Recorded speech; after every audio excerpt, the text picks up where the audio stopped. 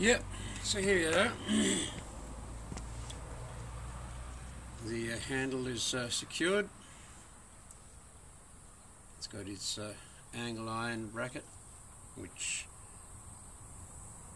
by tapping the apex I then made it to fit slightly off a 45-degree angle. In other words, it's probably about 50 degrees, so that the angle into the wood and the shaft makes the fit stronger, as in it's a higher plane to push down on, as opposed to be there and it goes this way. Okay, so now, having just lightly sanded around here, I'm going to then use leather thonging, in this case kangaroo hide, is one of the highest tensile strengths of any animal hide. It's very thin, however, because the animal itself doesn't have much fat. It's a hot climate, generally the year round, so and the grazing quality nutrient uptake from this continent's nutrient depleted soils, generally very, very small soil profile. It's an old continent, much eroded over time. So therefore the amount of nutrients that any living organism can extract from its soil, as in the stuff we eat that grows in the soil, is way below the World Health Organization's parts per million for various nutrients. That said, here we are. So we have brown,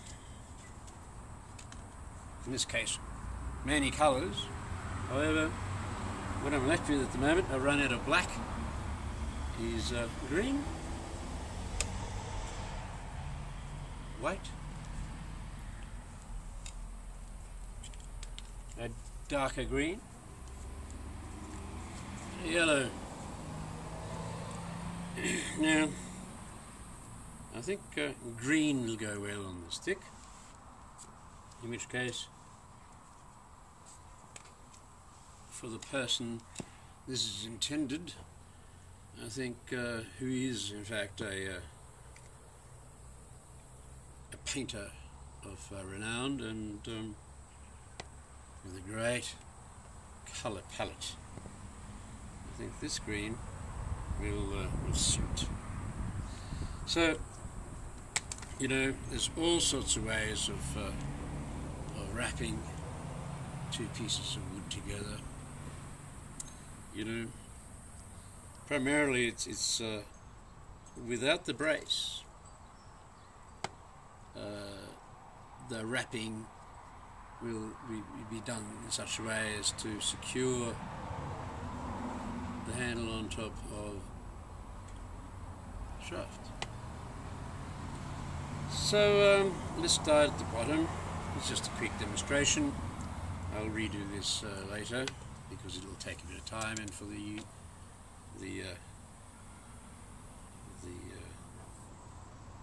time required in terms of megabytes for an upload,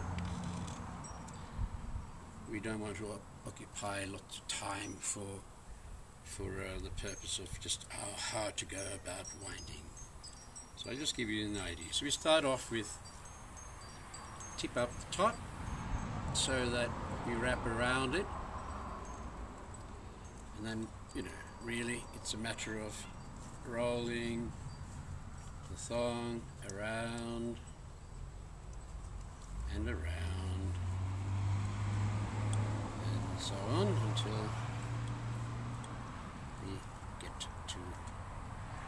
juncture. Now, of course, it's all about aesthetics. There's all sorts of ways of plaiting over and under, and you can make all sorts of fancy work.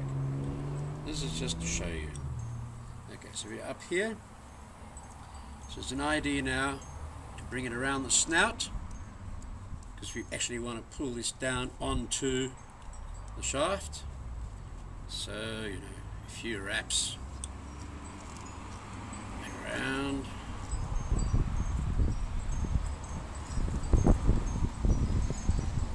Don't have to go too far.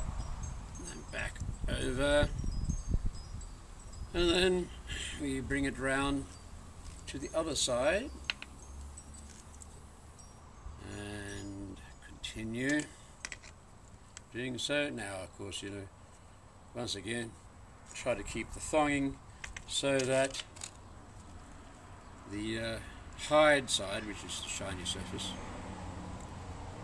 or if you start with the suede, which is the flesh side, then try and maintain, unless of course you have other ideas, a uniformity.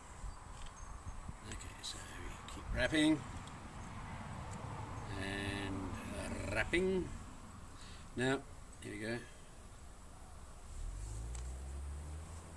The idea is that you wind it all the way around, which I will do, but let's now bring it back around the center of the juncture, in other words, back onto the shaft. So, wrap it around, that brings good tension back onto it so that there's minimal flex, if there is any flex at all. It depends upon how snug a fit your lingam is within the yoni. Now, since I carved this, slightly sanded it, you know, it's not the perfect fit.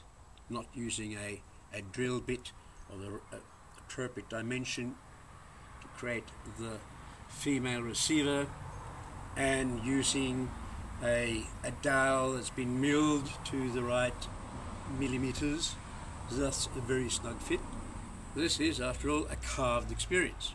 So, around more time here, and then let's continue the wrap around the handle. Now, of course, on the way back you'll overlap so that you know, any wood that's exposed will be covered, if that's a great concern. The point here is that you need to use a little bit of tension so that the leather thonging, which itself of course will have a certain stretch factor, in fact is then added tension.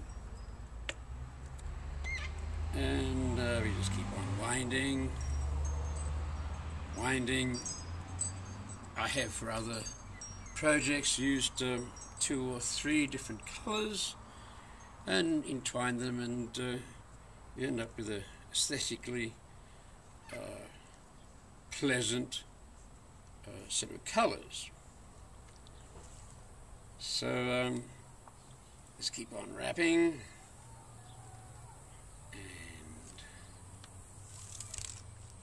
Wrapping, still maintaining a certain degree of tension. Now, the beauty of leather thonging, of course, is that when you're using it in a functional way, such as what a handle on a walking stick is, it gives good contact. No, here we go. Just about to twist it. So the leather, of course, absorbs sweat from the palm, gives a good grip, and you know, down the track, depending on the usage and what sort of climate, you're at home with, leather will degrade over time. And so it's easy enough then to strip away the old, take a blade, slice along the top, and it all unravels, and you can play with, or the person who has a stick can then play with the patterns and colours and to the heart's content. Right, so nearing the end of the first pass.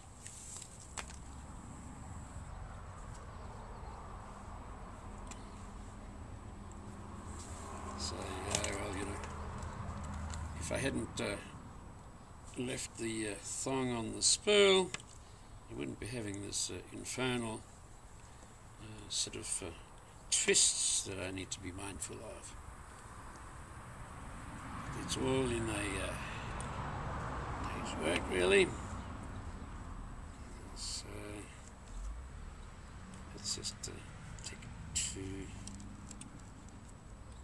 there and wind it back upon itself. So in after a fashion, we are maintaining the concept of this walking stick as a plaited entwining serpent or and just about to get a knot out of nowhere. It's all fun, really. Yeah, so here we are just about to get to the closure of this tutorial. What is left after this binding is to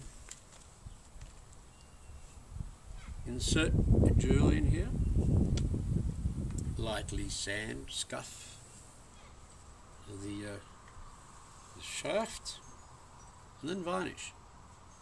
Put the tip on, and it should be a beauty.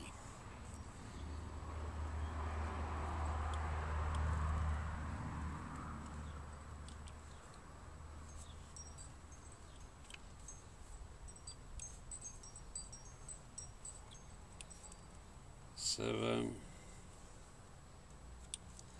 once again, you know, to create a stick like this takes next to no time if you're just having to knock one up when out and about.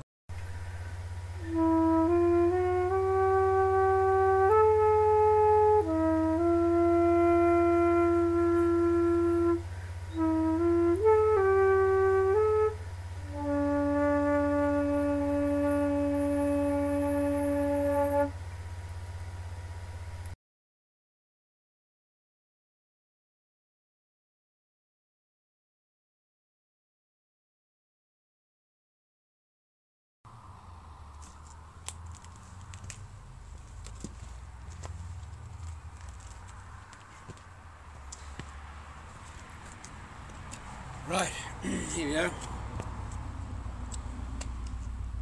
Stick, handle secured, and now it's a matter of choice of thonging. Dark green, which is what I've selected, white, lime green, brown, yellow, black, blue. So to start the process, wrap it around, having a tongue up, and then you just wind it on.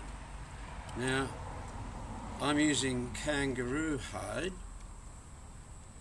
Kangaroo hide has one of the highest tensile strength of any animal skin. It's also very lightweight. Kangaroos don't have much fat on them. It's a hot continent. And because it has a good tensile strength, you can actually pull on it without breaking the thonging, such as many other types of animal sources will do. So we wrap it around first, then we need to brace the top, because after all the idea of this is that the handle is secured onto the shaft to stop any flex.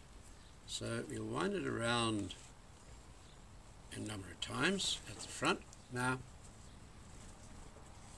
it's an idea, of course, unless you want to have different effects to maintain the integrity of whether or not you're using the hide, the hair surface first, or the suede part, which is the fleshy side. Now you can use all sorts of patterns. You can braid them in different ways. You can use different colours and so forth. For the functionality of this project, I will just stick with the colour I've started with and just wrap it around. So then we go along the full length of the handle, and you're going to pull on it a bit to maintain a certain tension. Hide will stretch over time, so you want a good tension on now. The beauty of leather wrapping a handle that such as your hand's going to be in contact with is that it absorbs sweat. Now in a hot part of the world, the hands do sweat a bit, and depending on how much use you're putting the stick to and what purpose you're using it for, the leather is very good. Also some other wrappings can be used, of course. Now the leather itself does degrade over time, and certainly with sweat. So when the time comes where the leather is past its due by date, all you need to do is take a knife and you slice across the top. It unravels, and you or whomsoever is in possession of the stick at the time can then rewrap it to the heart's content with all sorts of inspired patterns and colours. Now, that will probably be some years down the track. In the meantime, keeping the integrity of whether we belly up or back up, as the expression is, we just ensure that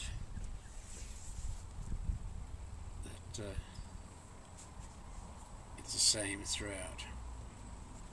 You can, of course, have the suede up in contact with the hand, because it gives even better contact, but it also stains more readily, and so if you're a bit fussed about that, then have the shiny surface uppermost. So we'll be wrapping this around the other way as well, so that any exposed bits of wood, of course, get closed over by and large. And so if you're out and about and you find that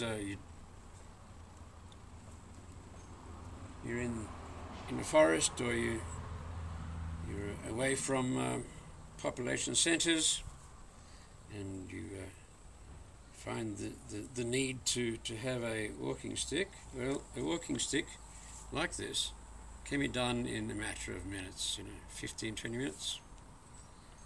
In that dura, you get an appropriate length of wood, you carve the post quickly, you auger the hole on another piece for the handle, slam it together, and then you tie them together.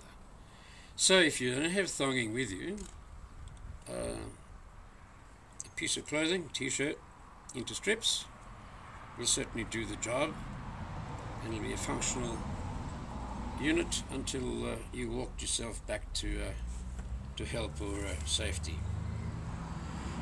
And of course, if you are out and about in sloping terrain, all you need to do is to make a point out of the end, light a little fire, sharpen it, and you'll have a strong contact point for the journey. The fire hardens the wood, yes, that's what it's called. It helps to close the fibres. And then we wrap it back the other way. And so what takes time is when we start to decorate, to embellish the stick, depending on the involvement of the design, such as this. Well, that can take a little bit of time, but overall it's a very straightforward process that not just is functional, but it's also aesthetically pleasing to the eye, in tune with the design that's been utilized. So here we are wrapping the handle, and very much then in keeping in theme with the carving of the arms entwined coming up the shaft. So here we go. This won't take all that much longer, except that the leather is twisting itself a bit.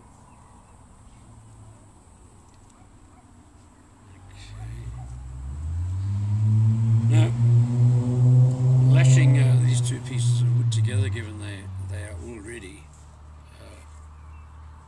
joined in a structural way, makes this a very fine, tactile, grasping bit of magic. So we're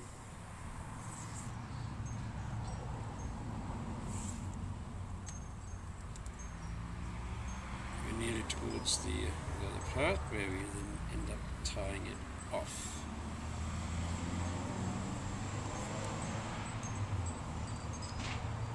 You can, of course, use some sort of glue or shellac or what have you to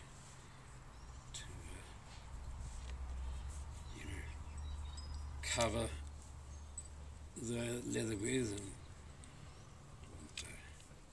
and you can even build it up in shellac layers and then sand it back and do all sorts of things, as art itself dictates. So now we are getting to this part. Wrap it around one more time. So you must remember to keep tension on the thonging, so that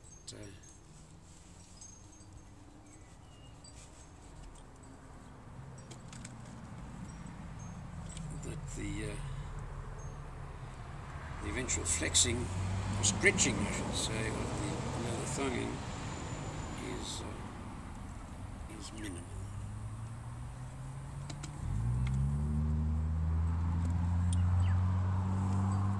Okay, so then wrap it around again. A number of times, so now when you're tying it off,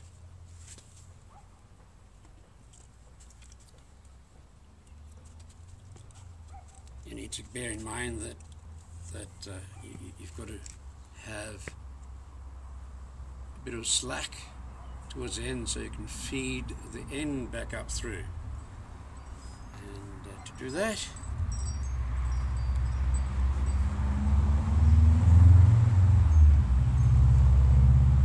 just loop it loosely, a little bit like a fisherman's knot for a fly or the lure that you'll be using. So you wrap it around maybe 2 times, say 3 times.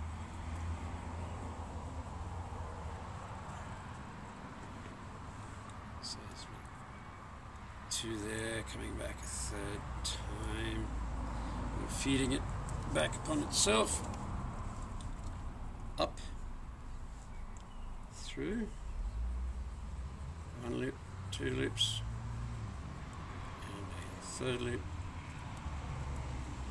Now, of course, I could be using some sort of awl where I put the end of the thonging onto the awl, and then it becomes a very quick and easy thing. But